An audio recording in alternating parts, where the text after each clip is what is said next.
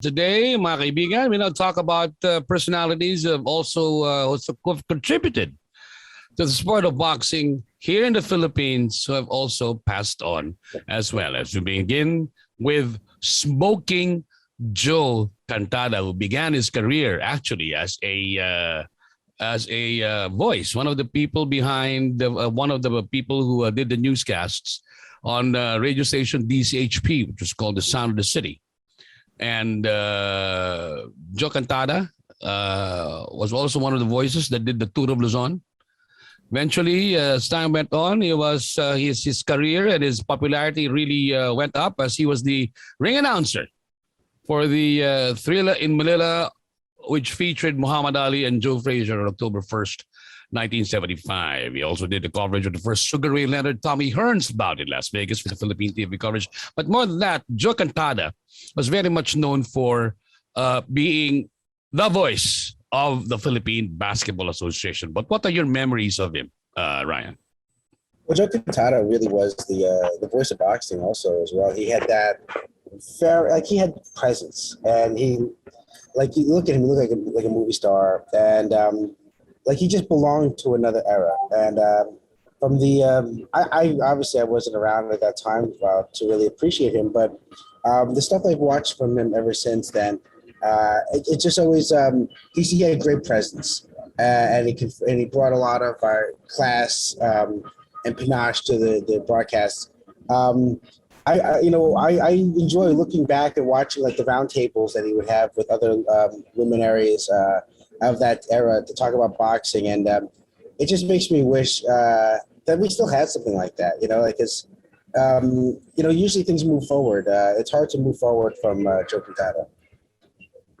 Well, another person that is on our minds and in our hearts, even if he's passed on, is Hermie Rivera, who's actually not only a boxing manager, but started out as a broadcaster. Worked in many media outfits and for a while also did the play-by-play for boxing bouts.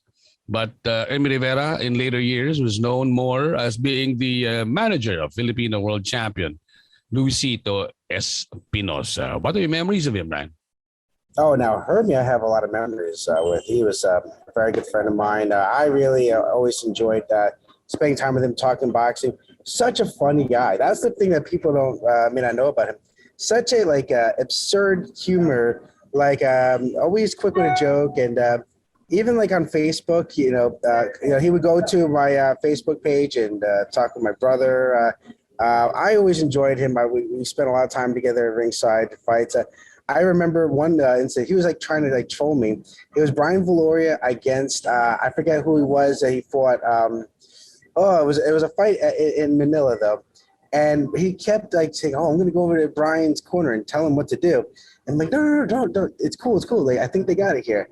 No, let me go." And he could tell I'm becoming uncomfortable. But that's the kind of guy he was. He was just a funny person, and I miss Hermie. Yeah. Another person who, of course, is very popular with sports fans in the Philippines for many decades, simply because he's been in the sports scene for many, many years. And we're talking about none other than Ronnie Nathanielsz, who actually started out as a newsman. He was a newsman, and eventually metamorphosized into somebody who loved sports, started calling sports. But did you know that Ronnie actually trained under former Ceylon flyweight champion Henry Young, who thought that Ronnie and his brother-in-law had the potentials to be Olympic boxers? Did you know that, Ryan?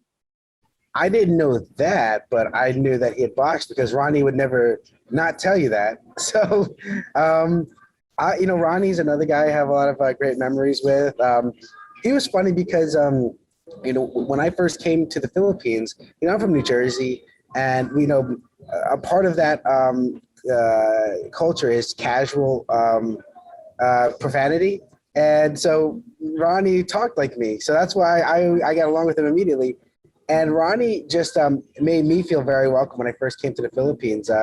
And we want to talk about gentlemen. Like he was someone who had a certain class. Like he would invite you out to dinner, right? So he would invite me out to dinner when I first came there, and I would try to, be like deferential and want to pay because I'm like, oh, the great Ronnie Nathanielsz is, taking me out to dinner, and I would insist, and then at one point he stood up like he was gonna fight me if I didn't let him pay. So I'm like, you know what? I heard about his boxing. I don't want to find out how true it is today.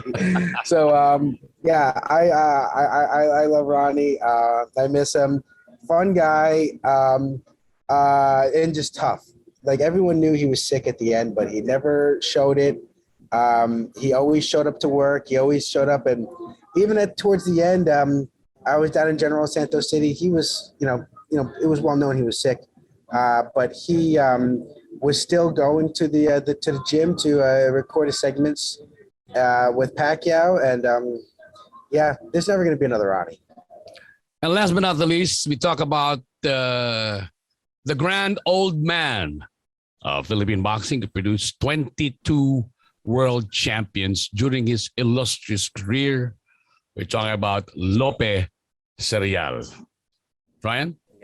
Yeah, Lope Serial. Like when you go to the International Boxing Hall of Fame in Cantada, New York, there are three Filipinos that are on the wall: Flash Lorde, Pancho Villa, and Papa Serial.